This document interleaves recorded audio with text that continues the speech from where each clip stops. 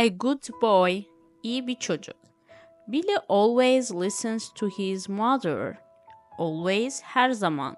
Listen to, dinlemek. His mother, annesi. Billy her zaman annesini dinler.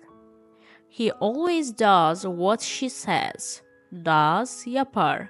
What she says, onun dediklerini. Her zaman onun dediklerini yapar. If his mother says, brush your teeth, Billy brushes his teeth.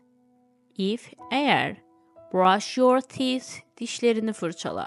Brushes, fırçalar. Eğer annesi dişlerini fırçala derse, Billy dişlerini fırçalar. If his mother says, go to bed, Billy goes to bed. Go to bed, yatağa gitmek. Goes to bed, yatağa gider. Eğer annesi yatağa git derse, Billy yatağa gider. Billy is a very good boy. Very good, çok iyi. Boy, erkek çocuk. Billy çok iyi bir çocuktur. A good boy listens to his mother. A good boy, iyi bir çocuk. Listens to, dinler. İyi bir çocuk annesini dinler. His mother doesn't have to ask him again. Doesn't have to, gerek yok. Ask again, tekrar sormak. Annesinin ona tekrar sormasına gerek yok. She asks him to do something one time and she doesn't ask again. Asks, ister. Do something, bir şey yapmak.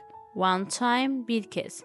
Ondan bir şey yapmasını bir kez ister ve tekrar istemez. Billy is a good boy. Good boy, iyi çocuk. Billy iyi bir çocuktur.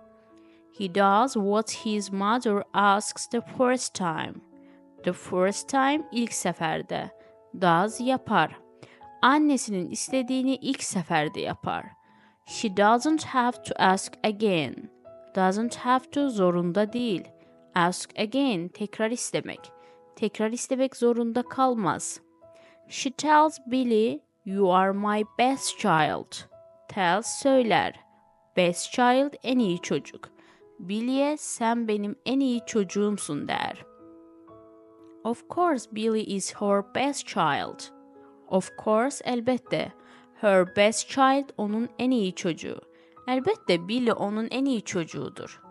Billy is her only child. Only, tek. Child, çocuk. Billy onun tek çocuğudur.